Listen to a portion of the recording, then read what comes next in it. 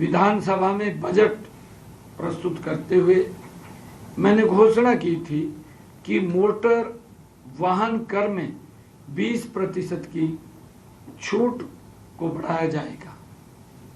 इस घोषणा को पूरा करते हुए आज मंत्रिमंडल ने 30 लाख रुपए तक के एक्स शोरूम मूल्य वाले 2, 3 और 4 पहिया इलेक्ट्रिक वाहनों के नए पंजीकरण पर मोटर वाहन कर में 100% छूट देने की प्रस्ताव को मंजूरी की है। इसके अलावा 30 लाख से ऊपर की कीमत के वाहनों को 50% की छूट मिलेगी जो इलेक्ट्रिक व्हीकल है। और इसी प्रकार मंत्रिमंडल ने Haryana state commission for minorities, हमारे जो अल्पसंख्यक समुदायों के अधिकारों की सुरक्षा एवं विकास के लिए आज एक महत्वपूर्ण निर्णय लिया गया। मंत्रिमंडल ने हरियाणा राज्य अल्पसंख्यक आयोग विधेयक 2026 के प्रारूप को मंजूरी दी है। इसके तहत हरियाणा राज्य अल्पसंख्यक आयोग का गठन होगा। आयोग में एक अध्यक्ष होगा, एक उपाध्यक्ष होगा, 5 गैर सरकारी सदस्य, एक सचिव होंगे जिनका कार्यकाल 3 वर्ष रखने का प्रस्ताव है। आयोग को जांच के दौरान सिविल न्यायालयों जैसी शक्तियां प्राप्त होंगी। आयोग सरकारी योजनाओं की निगरानी, शिकायतों की जांच, अनुसंधान तथा सामाजिक, शैक्षणिक, आर्थिक व सांस्कृतिक विकास के लिए भी सिफारिशें करेगा। मंत्रिमंडल ने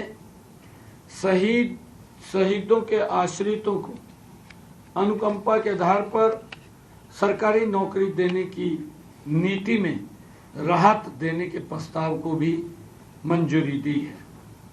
इस नीति के अनुसार 3 मामलों में निर्धारित समय सीमा में छूट को मंजूरी दी है, जिसमें शहीद जवानों के पुत्र एवं पुत्रियां अपने माता पिता की शहादत के समय नाबालिग थे।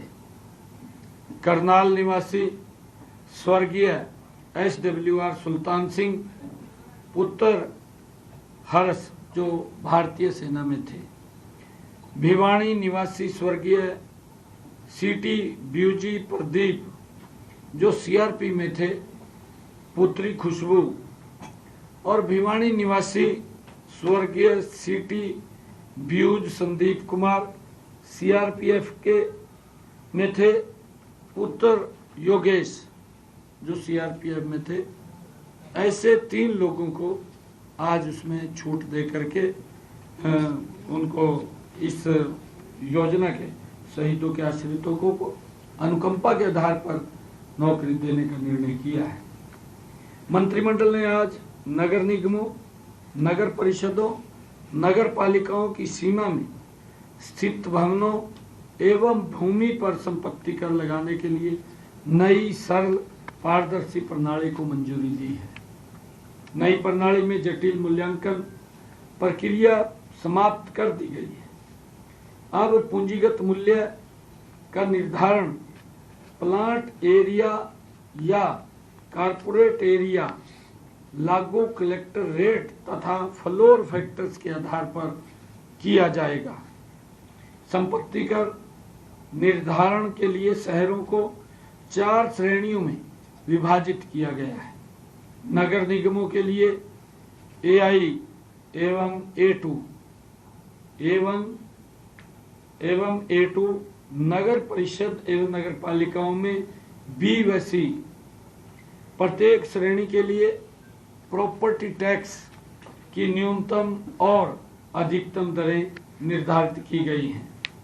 नई प्रणाली में संपत्ति के आकार तथा उसके उपयोग आवासीय, व्यावसायिक, औद्योगिक, संस्थागत या विशेष श्रेणी के आधार पर टैक्स निर्धारित किया जाएगा। संपत्ति कर में छूट इस नीति के तहत कई प्रकार की संपत्तियों को संपत्ति कर से छूट दी गई है। इनमें धार्मिक स्थल, पट्टे या किराए पर न दी गई नगरपालिका संपत्तियां, अनाथालय, वृद्ध आश्रम, शमशान घाट, कब्रिस्तान, धर्मशालाएं, सरकारी शैक्षणिक संस्थान, सरकारी अस्पताल, कृषि कार्यों के लिए उपयोग की जाने वाली संपत्तियां तथा अन्य निर्धारित श्रेणियां शामिल की गई हैं। रिबेट का प्रावधान इसमें किया गया है। नगरपालिका सीमा के भीतर स्थित मौजूदा गांव के लाल डोरा क्षेत्र की आवासीय संपत्तियों कर में 75% रिबेट मिलेगा। प्रत्येक संपत्ति पर अधिकतम 25% तथा संयुक्त रिबेट का लाभ दिया जाएगा। इसी प्रकार महिलाओं के स्वामित्व वाली आवासीय संपत्तियों पर भी 25% रिबेट दिया जाएगा। दिव्यांग व्यक्तियों के स्वामित्व वाली आवासीय संपत्ति